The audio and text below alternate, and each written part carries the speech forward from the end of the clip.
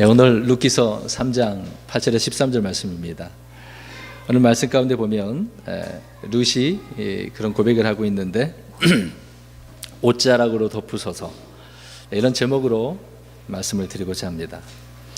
지난 주일에는 사탄의 속임수에 속아서 농락당한 이브에 대해서 말씀을 드렸습니다. 사탄의 속임수는 교묘하고 또 하나님의 말씀을 악하게 다루어서 사람들을 죄들을 짓게 만드는 거죠. 여기에 이브가 올무에 걸려들어서 농락을 당했습니다. 그래서 한두 가지로 끝난 것이 아니었던 거죠. 죄라는 것이 계속해서 꼬리에 꼬리를 물게 되지 않았습니까? 그래서 이렇게 그러한 죄들이 달라붙어서 결국은 수치를 드러내었다라고 하는 그런 부분입니다.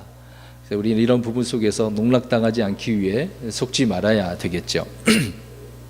자, 이런 문제들은 이브에게만 국한된 것이 아니라 모든 믿는 자들에게 해당되는 부분이 아닌가 생각되어 말씀을 드리는 겁니다. 예외는 없다는 거죠. 이 은혜의 시대에도 그리스도인들에게는 사탄의 속임수에 쉽게 당할 수 있기 때문에 항상 우리는 말씀으로 깨어 있어야 한다라고 하는 것입니다. 그래서 주님의 말씀에 항상 주의를 기울여야 한다는 거죠. 또 사탄에게 농락당하게 되어지면 많은 것들에서 우리가 손해를 입게 되어집니다. 물질적인 것은 둘째치고 우리의 마음의 상처는 더 골이 깊어지지 않겠습니까? 또 인간관계 속에서도 그러겠죠. 가장 하나님과 관계가 골이 깊어지면 내가 손해지 하나님은 손해 볼 거 없어요. 그래서 우리는 그런 문제를 생각할 때 농락당해서는 안 된다는 것입니다. 자, 이럴 때 농락당한 사람은 어떻게 해야 되는가라고 하는 것입니다. 모든 것을 내려놓고 또 세상에 속한 사람들처럼 아니면 이스라엘이 이집트로 돌아가려 했던 것처럼 그냥 돌아가야 될까요? 포기해야 될까요? 그래서는 안 되겠죠. 이럴 때는 더욱 우리가 정신 차려서 주께 도움을 구해야 한다는 것입니다. 주님의 은혜를 구하여서 주님의 사랑을 다시 한번 확인하고 온전한 믿음의 그 길로 돌아서야 된다는 것이죠. 주님의 품은 그래서 항상 평안하고 궁일이 많고 사랑과 은혜가 넘치기 때문에 그렇다는 것입니다. 오늘 우리가 룻기서를 이해하는 부분 속에서 배경을 좀 살펴보면 이때에는 재판관들이 다스리던 때라고 말씀을 하고 있는 것입니다. 근데 이때에는 우리가 알다시피 사사기서 재판관계를 보면 극도의 배도의 그 때가 바로 이 때가 아니겠습니까? 또 그 사회는 어떻습니까? 불안한 사회적 배경이에요. 아직 국가로서 온전히 세워지지 못하고 있습니다. 또 주변 민족들은 틈만 나면 공격해 오고 있기 때문에 또 이들이 완전히 정복하지 않았기 때문에 늘 불안한 그런 상태였던 거죠.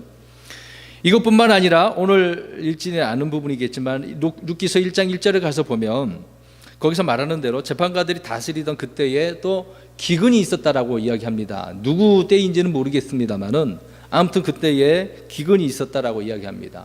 이럴 때 우리가 알고 있는 엘리멜렉이 가족을 데리고 모압으로 이동하게 되어지죠. 먹고 살기 위해서 그 기근을 피하기 위해서 모압으로 가면 좀 나아질 것이다라고 그런 생각이 있었던 것 같습니다. 그러나 어떻게 되었습니까? 엘리멜렉도 죽고 두 아들 기론과 말론이 죽지 않았습니까?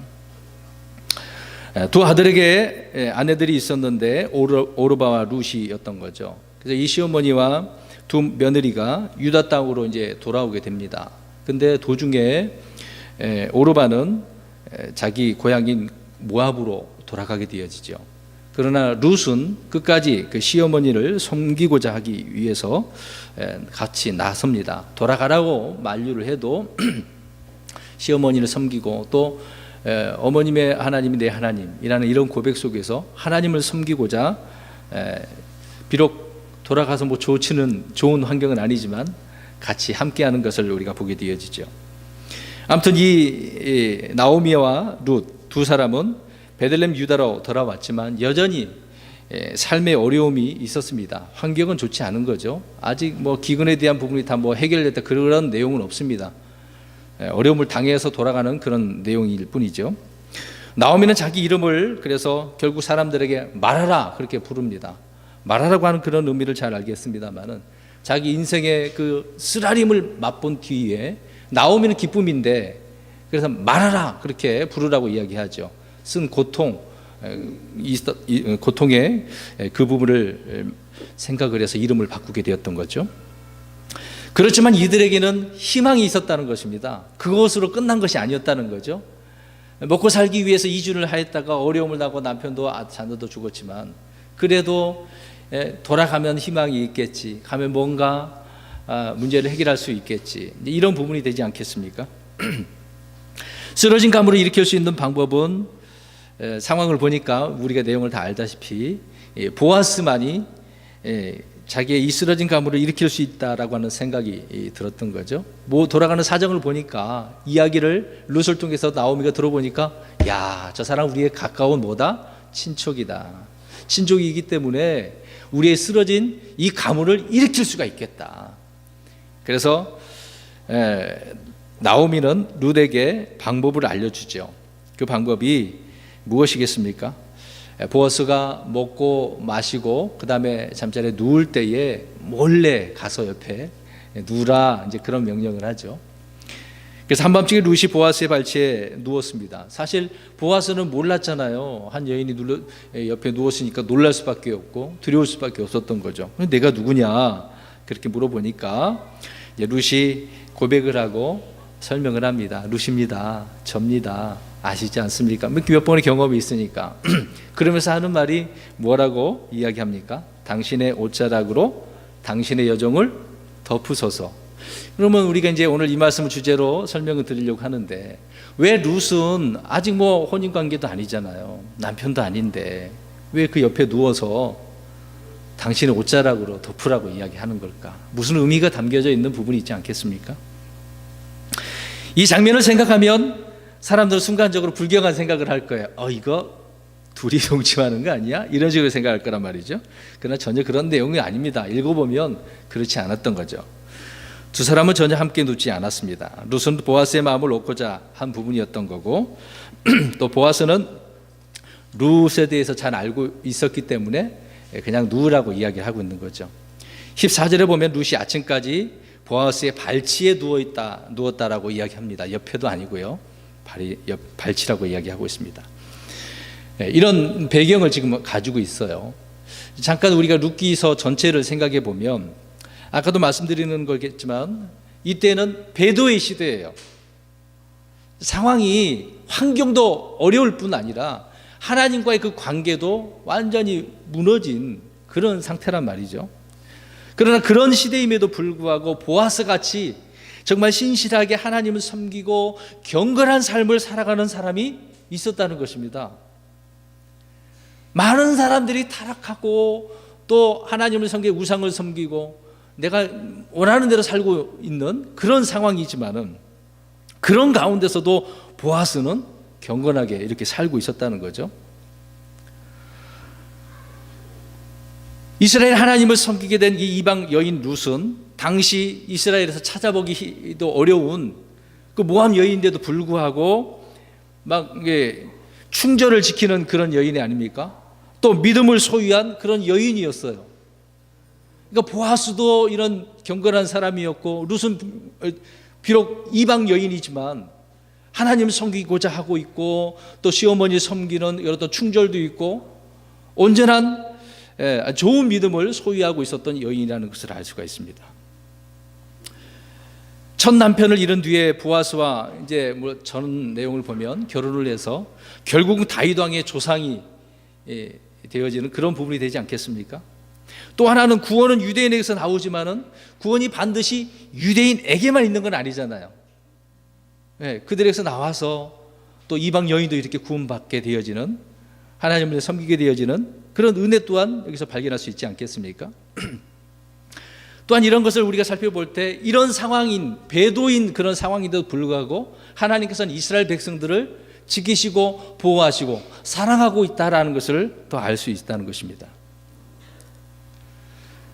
자, 모든 상황들은 나아지지를 않고 있는 그런 때임에도 불구하고 하나님께서는 여러 가지 상황 속에서도 자신의 백성의 삶에 언제나 간섭하셔서 은혜를 베푸고 있다라고 하는 그런 내용이 이 룻기서에 담겨져 있다는 것입니다. 그래서 오늘 본문의 룻은 당신의 옷자락으로 당신의 여정을 덮으셔서 정말 경건하게 살아가는 저 하나님을 섬기는 보아스의 그 옷자락. 여러분, 이 옷자락은 영어로 스커트예요. 옷자락, 그러니까 이런 생각을 하면 안 돼요. 뭐 긴 옷, 영어로는 로브, 클로스 이런 게 아니라 스커트예요. 스커트. 스커트가 뭡니까? 치마잖아요. 이때 당시 남자도 스커트, 치마를 입은 거죠, 사실상. 자, 그것으로 덮는 거예요. 그 얼마나 큰지는 모르겠습니다만은 그걸로 덮으라는 의미가 이게 뭔가 담겨져 있는 거죠. 룻은 무엇을 생각하고 지금 그 말을 보아스에게 해주고 있다라고 하는 부분입니다. 상황을 잘 생각해 보세요. 룻은 첫 남편을 잃었어요. 남편을 잃은 다음에 새 남편을 얻어야 되는 부분이 있겠죠. 그런데 남편이 살아있다라고 한다면 새 남편을 얻을 수 있습니까? 얻을 수 없는 일이죠. 율법에는 큰일 날 일입니다. 로마서 7장에는 첫 남편이 죽어야 다른 남편에게로 시집갈 수 있는 부분이 아니겠습니까? 뭐 그런 부분까지 지금 다 말씀드릴 수는 없겠지만, 아무튼 이런 상황에 롯이 처해져 있는 거죠. 그래서 이제는 새 남편을 얻으려고 합니다. 자, 새 남편을 얻고자 이 새 남편이 될 보아스의 마음을 들여다보는 거죠. 같이 누워 한번 보는 거죠.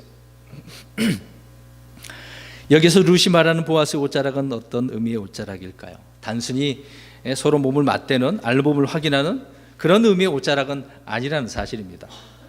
지금 룻은 보아스로부터 사랑과 보호받기를 원하고 있는 거예요. 자신의 이 처지의 문제, 남편도 이렇지, 이방 여인이지. 자, 이런 부분이 있어서 사랑과 보호를, 문제를 해결해지는, 또 쓰러진 가문을 세우기 위한 그런 부분이 아니겠습니까? 그러니까 자신의 문제를 해결하기 위해서는 누가 필요한 것이죠? 보아스가 필요하다는 것입니다.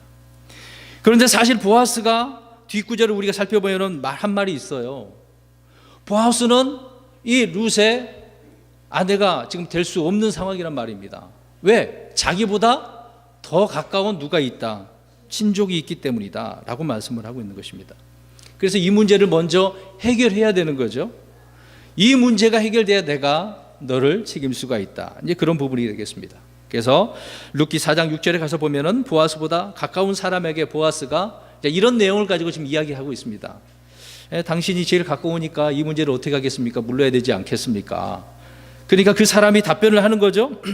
보아스는 그렇게 말하였지만 이 사람은 죽은 자의 상속 재산을 위해서는 이미 죽은 사람 거잖아요. 이것을 자기가 다시 받기 위해서는 자기 상속 재산에 손해가 있기 때문에 염려가 되어져서 거부를 합니다. 싫습니다. 나는 싫어요. 이런 식으로 답변을 한 것입니다. 이제 그 다음에 차례가 보아스니까 결국 보아스의 차례로 돌아오게 되어집니다. 자, 그런 조건이 충족되어져야만이 보아스가 룻을 데려올 수 있었던 거죠. 이런 과정까지 왜 이렇게 상세하게 말씀을 해주고 있는 것일까요? 다시 한번 말씀드리지만 룻기서 전체의 의미로 볼 때는 하나님의 사랑과 보호하심을 여기서 우리가 알 수 있다는 것입니다. 그래서 첫 남편을 잃은 룻은 이제 그래서 보아스를 통해서 모든 것을 회복할 수 있는 그런 부분을 얻게 되어지는 거죠. 자, 이런 부분을 이 내용을 이해하기 위해서 우리 한 성경을 찾아보아야 될 것입니다. 에스겔서 16장 8절 가서 우리 한번 보겠습니다. 하나님께서는 타락하여서 하나님 앞에 심판을 받고 또 바벨론으로 포로로 잡혀간 이스라엘 백성들을 향해서 에스겔에게 말씀을 해주고 있는 것입니다. 하나님께서 그들을 어떻게 대하시고 또 이제는 어떻게 저들이 하나님 앞에 돌아와야 되는지 설명하고 있는 내용입니다. 에스겔 16장 8절 같이 한 목소리로 읽겠습니다. 시작. 이제 내가 내 곁으로 지나가며 너를 보니 보라, 내 때가 사랑을 할 때더라. 내가 내 옷자락을 내 위에 펴서 너의 벌거벗은 것을 덮어주며 참으로 내가 내게 명세하고 너와 함께 언약 속으로 들어가매 내가 내 것이 되었느니라 주 하나님이 말하노라. 아멘. 자, 하나님께서는 에스겔을 통해서 말씀드린 대로 타락해서 이제 바벨론 포로로 잡혀갔죠. 노예로 잡혀간 이스라엘 백성들의 이 문제를 책망하면서 이 말씀을 하고 있는 것입니다. 그래서 이스라엘 향하여서 내 때가 이제 무엇을 할 때다? 사랑할 때다. 이제 회복해야 되잖아요. 그동안 사랑의 관계가 멈춰져 있는, 끊어져 있는 상황이잖아요. 무엇 때문이었습니까? 이스라엘 백성들의 범죄, 죄 문제였던 것이죠. 그들의 죄들이 하나님과의 관계를 지금 단절시켜버렸던 그런 내용의 문제인 것이죠. 그러나 이 문제를 이제 청산할 때가 됐다. 그래서 무엇을 해야 된다? 사랑해야 된다 라고 하는 부분입니다. 그러시면서 주님께서 하시는 말씀이 내가 내 옷자락을 내 위에 펴서, 자, 오늘 룻이 보아스에게 표현하고 있는 그런 내용을 우리가 여기서 연결해서 볼 수가 있는 거죠. 그래서 그 펴서 너의 벌거벗은 것을 덮어준다. 이제 하나님께서는 이스라엘 백성들을 회복시켜 주시는 것이 있는데 하나님의 옷자락으로 어떻게 하기를 원하고 계시는 거예요? 덮어주기를. 그들의 문제가 무엇이었기 때문에 무엇을 덮어주는 거죠? 죄 문제, 벌거벗은 문제겠죠. 자, 이 문제를 하나님께서 덮어주신다는 말씀입니다. 여기서도 옷자락이 룻기서에 있는 그 옷자락과 똑같은 스커트예요. 스커트. 하나님도 스커트 입으셨나요? 그런 의미로 들릴 수도 있겠지만 하나의 어떤 시적인 표현이 되겠죠. 자, 이 부분을 우리가 생각해 보면 이 하나님의 옷자락을 펴서 이스라엘의 벌거벗은 것, 곧 타락하여서 황폐하게 된 그 벗은 알몸을 덮으시겠다라고 하는 부분입니다. 그러니까 이스라엘의 벌거벗은 이 알몸은 그들의 사악한 행위의 수치를 말하고 있었던 거예요. 이 더럽혀진 행위를 덮기 위해서는 하나님의 옷자락이 필요하다는 것입니다. 이 하나님의 옷자락이 아니고서는 덮을 수가 없어요. 이것을 덮으려면 하나님과 무엇을 회복해야 되겠습니까? 사랑의 관계가 회복돼야 돼요. 관계 회복이라는 것입니다. 무너진 관계가 회복되어져야 덮을 수가 있어요. 그들이 아무리 많은 수많은 죄라 할지라도, 주홍같이 붉은 죄라 할지라도 덮을 수 있는 것은 무엇이 있어야 된다? 하나님의 사랑, 그것뿐이다. 그래서 하나님께서는 하나님의 그 사랑의 옷자락으로 덮으신다는 거죠. 오늘 룻은 누구의 옷자락으로 덮기를 원하고 있습니까? 보아스의 그 옷자락으로. 잘 생각해 보세요. 살며시 누워서 고백하는 말이 당신의 옷자락으로 나를 덮어주세요. 정말 엄청난 그런 의미가 담겨져 있지 않나요? 계속해서 이스라엘의 그 수치를, 사악한 행위의 모습을 보겠습니다. 예레미야 2장 31절부터 34절 말씀이에요. 좀 길지만 찾아서 눈으로 보십시오. 제가 읽겠습니다만은 눈으로 한번 보시기 바랍니다. 여기에는 무슨 옷자락이 설명되고 있는가? 하나님의 옷자락은 아닙니다. 예레미야 2장 31절 34절까지 오 세대여, 너희는 주의 말에 주의하라. 내가 이스라엘에게 광야가 된 적이 있었느냐? 어둠의 땅이 된 적이 있었느냐? 어찌하여 내 백성이 말하기를 우리가 주니 다시는 우리 주께 가지 아니하리이다 하느냐? 그들의 잘못된 점을 지적하고 계시죠. 32절에 처녀가 자기 패물을 입겠으며 신부가 자기 의복을 입겠느냐? 그러나 내 백성은 셀 수 없는 날 동안 나를 잊었도다. 관계, 하나님과 그 정확한 관계를 설명하고 있는데 그들은 잊어버린 거죠. 또 33절에 내가 어찌하여 사랑을 얻으려고 내 길을 다듬느냐? 자, 이게 무슨 말입니까? 하나님과 이 사랑이 있어야 되는데 지금 다른 사랑을 이야기하고 있는 거죠. 그러므로 내가 또한 사악한 자들에게 내 길들을 가르쳤으며, 전혀 엉뚱한 곳으로 가르치는 부분이 있습니다. 34절에 이제 나왔습니다. 또 내 옷자락에는, 이 옷자락은 지금 누구를 이야기하고 있는 것일까요? 이스라엘, 잘못된 그들의 행위를 설명합니다. 그들의 옷자락에서는 가난하고 무지한 자들의 혼이 흘리는 피가 발견되었나니, 사악한 행위가 발견되었다는 것입니다. 그래서 내가 은밀한 조사를 통해 그것을 발견하지 않냐고 이 모든 일에서 발견하였느니라. 보니까 다 드러난 거예요. 그들의 사악한 행위의 옷자락이 잘못된 것으로 드러났다는 것입니다. 이스라엘의 옷자락은 사악한 행위의 옷자락이 있는 것을 설명하고 있습니다.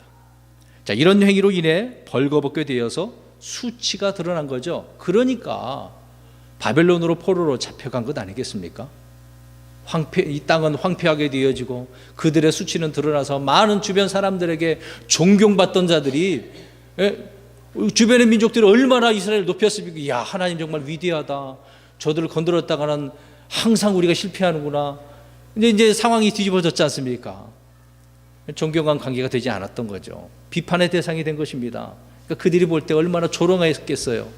야, 저들의 벌거벗은 보니까 알몸이 이제 드러난 거잖아요. 부끄럽지 않겠습니까? 이들의 사악한 행위의 옷자락이 결국 이렇게 들추어지게 됐다라고 설명을 하고 있습니다.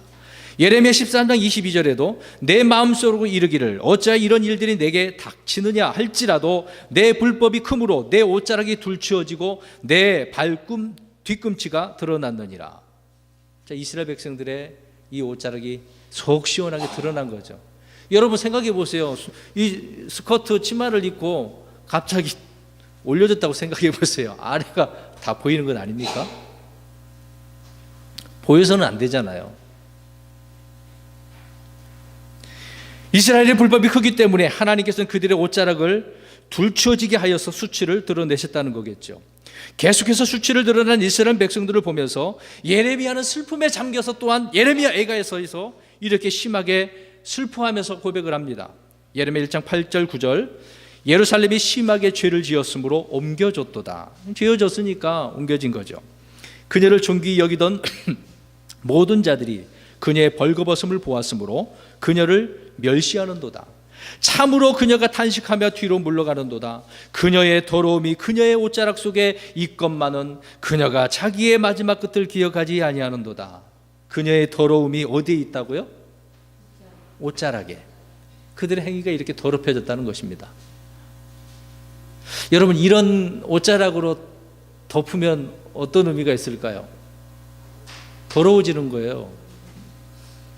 여러분, 이제 레위기서 우리가 지금 읽고 있지만 그 내용을 보면 이제 이런 치마 이야기가 나옵니다. 제사장에 대한 부분이거든요. 이 거룩한 그 부분을 설명하고 있는데 거기에다가 그 치마가 다른 데다가 이게 접촉이 되어지면 다 거룩한 것이 더럽혀진다라고 말씀을 하고 있는 거예요. 그 얼마나 심각하게 더럽혀졌는가를 설명하고 있지 않습니까?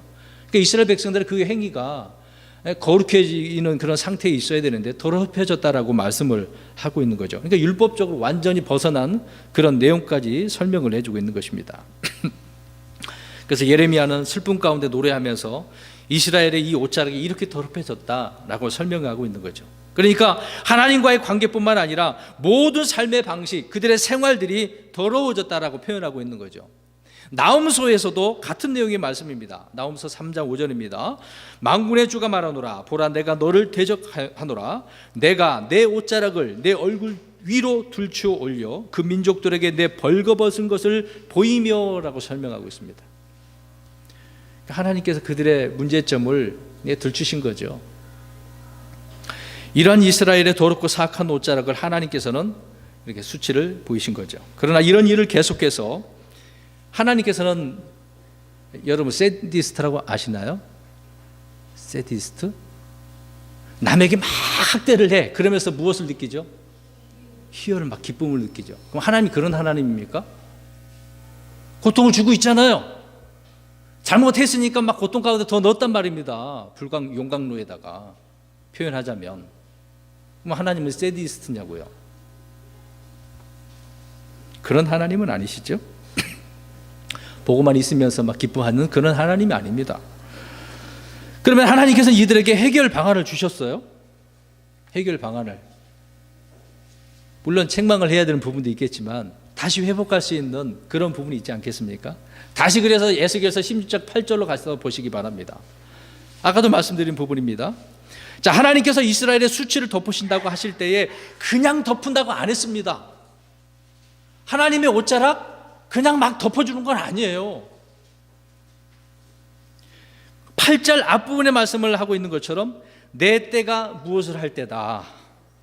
사랑을 할 때다. 다시 사랑의 관계가 되어야만이 수치를 덮을 수 있다라고 하는 부분입니다. 그래서 이 말씀은 하나님께서 자신의 옷자락으로 더럽혀진 이스라엘의 옷자락의 그 수치를 덮기 위해서 이스라엘에게 이 사랑과 은혜와 궁율과 보호하심을 베풀겠다라고 하는 그런 의미의 말씀이죠. 극도로 배도하여서 타락한 이스라엘에게 회복해 주시겠다는 의미의 말씀을 주시면서 사랑으로 덮어주시겠다, 그런 의미의 말씀이 아니겠습니까? 그래서 주님의 옷자락은 사랑과 보호하심의 옷자락이었음을 우리는 이 말씀들을 찾아서 보니까 알 수가 있는 것이죠. 예수님께서도 말씀을 인용을 하시면서 암탉이 자기 새끼들을 자기 날개 아래 모음같이 자녀들을 모으셨다라고 말씀을 인용하시면서 언급한 것 아니겠습니까?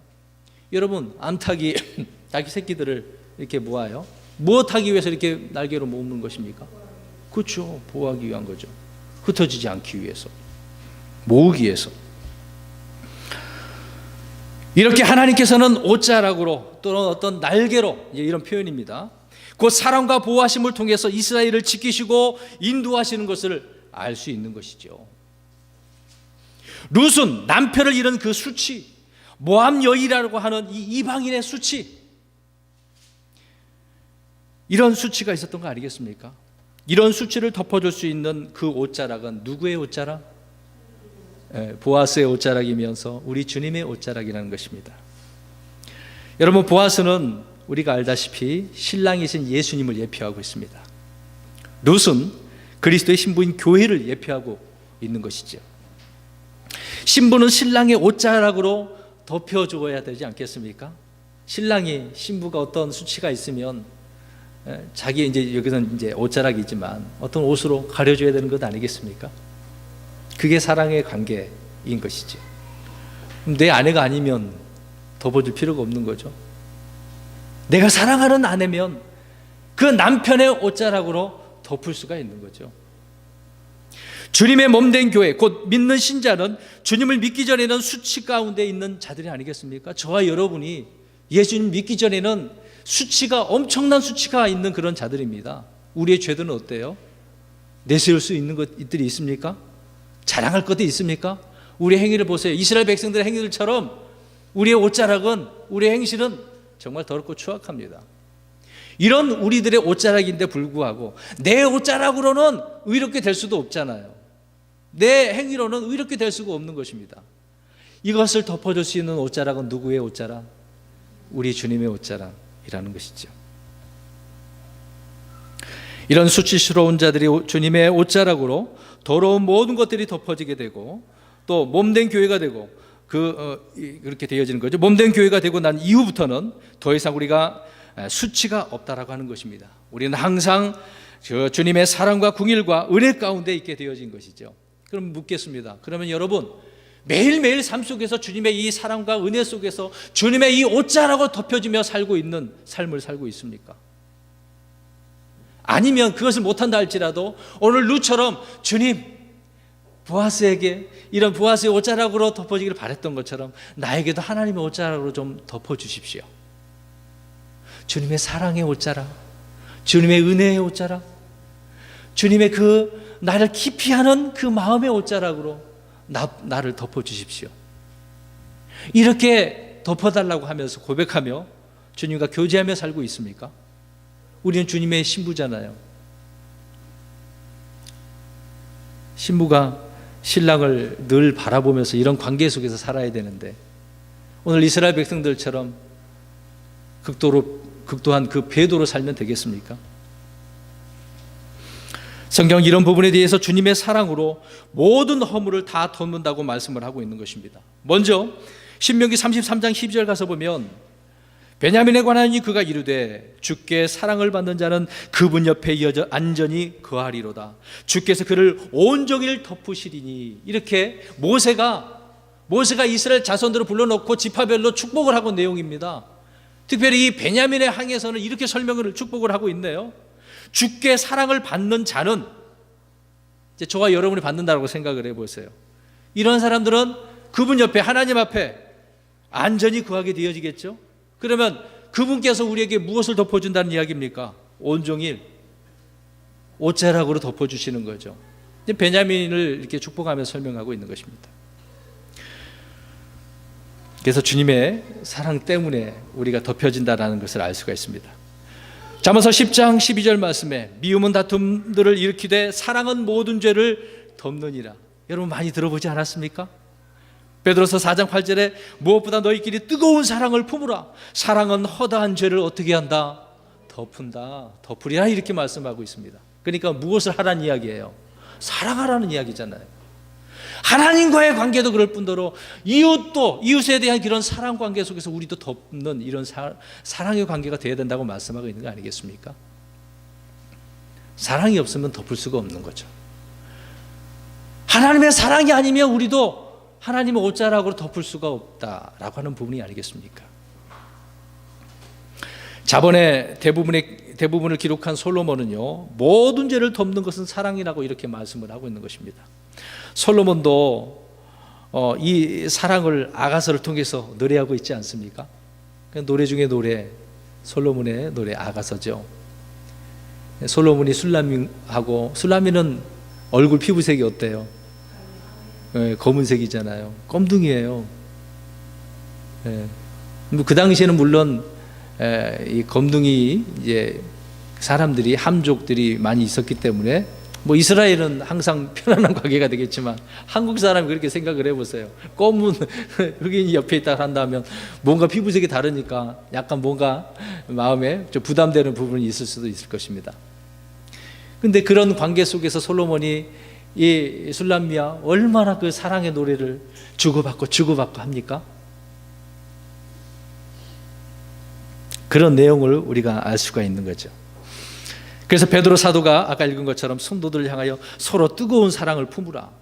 그 사랑은 허다한 죄를 덮는다라고 하는 것이기 때문에 말씀하고 있는 거죠. 이뿐이겠습니까? 바울 사도는 고린도전서 13장에서 무엇을 강조하고 있는 거죠? 사랑은 뭐다라고 계속 설명하고 있잖아요. 왜? 그러한 사랑으로 어떻게 하라는 거죠?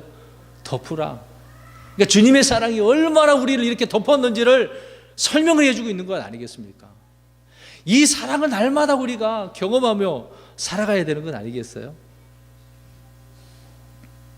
잠언서 17장 9절에 범법을 덮어주는 자는 사랑을 구하거니와. 자 보세요. 덮어주는 자는 누구겠습니까? 범법을 주님이시죠. 그 주님이 무엇을 구하고 있다고요? 사랑을 구한다. 물론 그 사랑을 받고자 하는 사람도 구해야 되겠습니다만은 서로의 관계가 무엇을 구하고 있는 거예요? 사랑. 그래서 범법을 덮어주는 자는 사랑을 구하는 거죠. 범법에 대해서 용서와 궁유를 베풀어 달라고 이렇게 구하면 덮어주는 자는 사랑으로 범법을 덮어버리기 때문에 더 이상 범법이 보일까요? 보이지 않을까요? 보이지 않는 것입니다.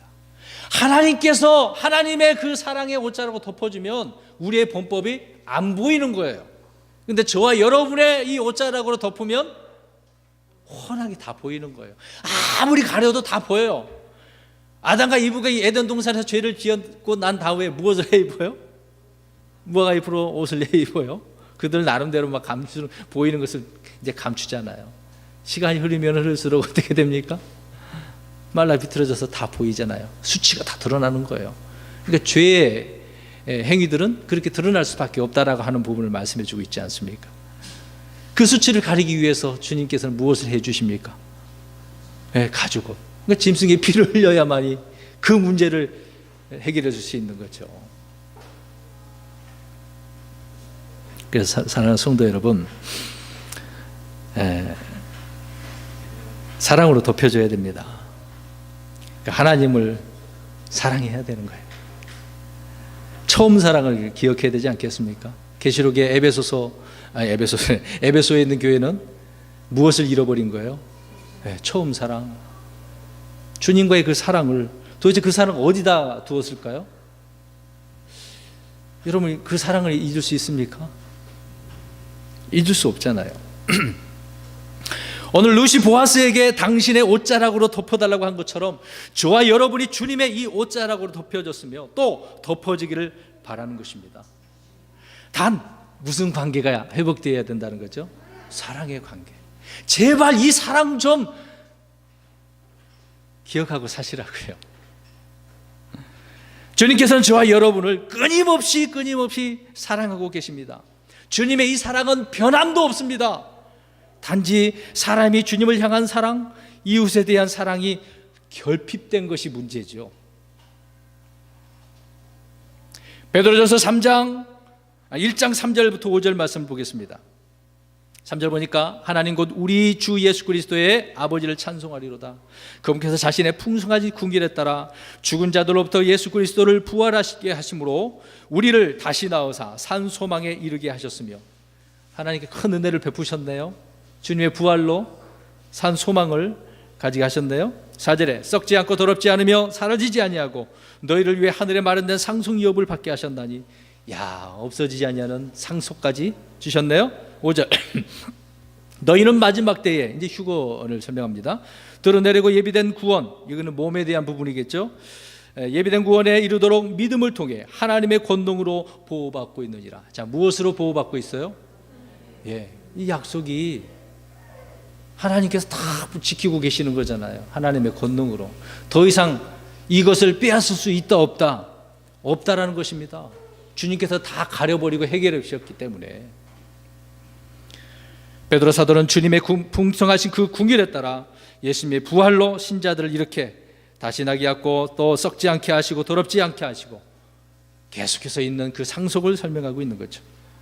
저와 여러분은 하나님의 권능으로 보호받고 있기 때문에, 그래서 더 이상 우리는 근심 걱정 괴로워할 필요가 없다는 것입니다. 오직 우리는 믿음의 단련의 시기를 잘 견뎌내야 한다는 것입니다. 지금은 이런 때 아니겠습니까? 주님과의 그 사랑의 관계를 항상 그래서 기억해야 한다는 부분입니다. 마지막으로 우리 성경 구절을 한번 볼까요? 유다서 1장 20절부터 25절 말씀을 보시기 바랍니다. 오늘 중요한 말씀을 여기서 하고 있습니다. 오늘 룻이 보아스에게 당신의 옷자락을 내게 덮어달라고 하는 부분이 있겠죠. 이 사랑과 은혜와 긍휼과 보호하심을 여기서 우리 한번 생각해 보겠습니다. 유다서 1장 20절부터 25절 눈으로 보십시오. 20절 그러나 사랑하는 자들아, 계속 사랑이 나오네요. 너희는 너희의 지극히 거룩한 믿음 위에, 자, 믿음이 굉장히 거룩합니다. 주님의 믿음이니까. 너희 자신을 세우며, 자, 거룩한 믿음 위에 무엇을 세워요? 너희 자신을. 자, 우리도 여기에 세워야 됩니다. 믿음 위에 성령님 안에서 기도하고, 자, 믿음 위에서 우리 자신을 세운 다음에 무엇을 하고 있어요? 기도해야죠. 지금 저와 여러분이 계속해서 성령님 안에서 기도해야 됩니다. 21절 하나님의 사랑 안에서 너희 자신을 어떻게 하라. 자, 여기 또 사랑 말씀하고 있잖아요. 사랑 안에서 또 자신을 지키래요. 자신을 세우고 지키는 것. 믿음에서는 자신을 세우고, 또 사랑 안에서는 자신을 지키라고 이야기하고 있습니다. 자, 왜 지키라는 이야기일까? 이 사랑. 하나님, 사람들은 너무 변덕이 심하니까 그래요. 이스라엘 백성들처럼. 하나님은 변하지 않으시는데 사람은 자꾸 변하네요. 자, 그렇게 지키며 영원한 생명에 이르도록 우리 주 예수 그리스도의 무엇을 기다리라? 궁기를. 계속해서 우리는 주님의 궁기를 기다리고 있는 거죠. 이제 주님께 나중에 오시니까.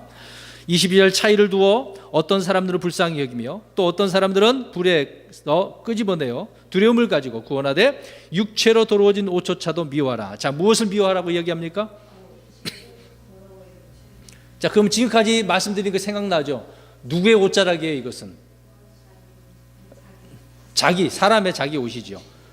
뭐 이스라엘 백성들의 그 옷자락이고, 또 여기는 우리 이 그리스도인들을 적용하면 저와 여러분의 육체로 더러워진 옷, 다시 말하면 우리의 행위의 옷자락이라고 말씀할 수가 있겠죠. 자, 우리의 이 더러운 이런 행위의 옷자락은 어떻게 해야 된다? 이런 옷들은 미워해야 된다는 거죠. 좋아하지 마세요, 좀. 이스라엘 백성들이 자꾸 육신의 행위를 따르려고 하지 않습니까? 이집트로 돌아가려고 하는 것은 무엇을 못 버리는 거예요? 세상을, 육신의 것들을 버리지 않으려고 한 것 아니겠습니까? 분명히 여기에서는 미워하라고 말씀을 하고 있는 거죠. 자, 성도 여러분, 우리는 주님을 통해서 항상 이렇게 보호받고 있고, 또 그렇지만 기도하는 이 문제 잘 보십시오. 보호는 받고 있지만 성령님 안에서 기도해요, 안 해요? 자, 그럼 손 들어 보세요. 열심히 기도하고 있습니다. 왜 손 안 드세요? 아무나 하신다고 손 드시지. 뭐 하고 계신 분도 있고 부끄러울 것도 없어요. 하나님 앞에 지금 나 자신을 드러내는 건데 기도 안 하는 것이 문제죠. 그 다음에 사랑 안에서 자신을 지키라고 했는데 지키지 않고 있는 게 문제잖아요. 사랑을 계속 유지하고 있어야 되지 않습니까? 처음 사랑을 잃어버린 것처럼 자꾸 딴 데 가고 있으니까 정신 못 차리고 있는 때가 있는 것이죠. 그 다음에 궁의를 기다리지 않고 있는 것도 이거 문제잖아요. 주님의 궁의를 늘 구해야 되는 것인데 소망 가운데 있어야 되겠죠. 그 다음에 육체로 돌아오진 육신의 행위를 미워해야 되는데 미워하지 않고 있네요. 자꾸 육신의 맛을 보는 거예요. 경험한 맛. 여러분 음식도 어떤 맛이 있는 것을 경험하면 그 맛만 자꾸 생각나잖아요. 이번에 교회 이전하면서 저는 중국 음식 잘 안 먹었거든요.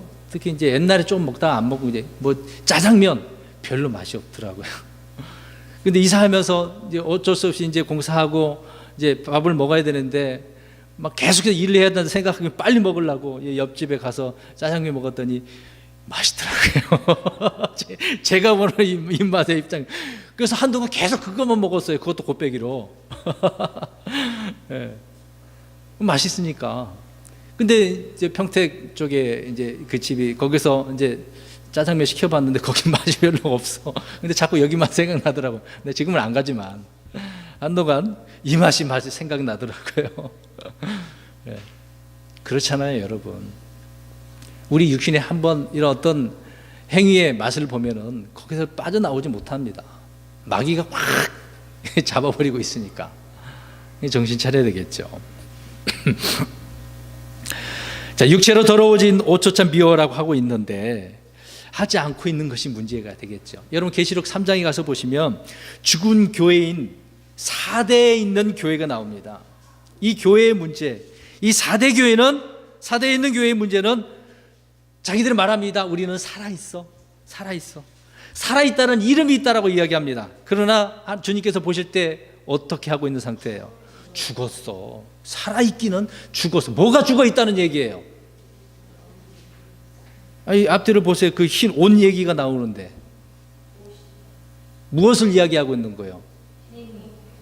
그들의 옷을 이야기하면 지금까지 설명하고 있지 않습니까? 그 행위를 말하고 있는 그들의 행위는 죽어 있는 거죠. 그런데도 불구하고 그 교회에 이런 문제가 있지만 흰옷을 입고 있는 몇 사람이 있다고 설명하네요. 그래서 이들이 하나님 앞, 주님 앞에 합당한 자라고 설명을 하고 있습니다. 여러분 이것을 생각해 보세요. 지금 룻기 이게 재판관 이때가 있는 이 시대에도 극도로 배도한 때라고 하지 않았습니까? 근데 4대 교회에 있는 그때를 또 설명하면서도 설명하고 말씀하고 있는 것이지 않습니까? 많은 사람들은 지금 더럽혀지고 있는 그런 상황인데도 불구하고 몇 사람이라고 나와 있어요.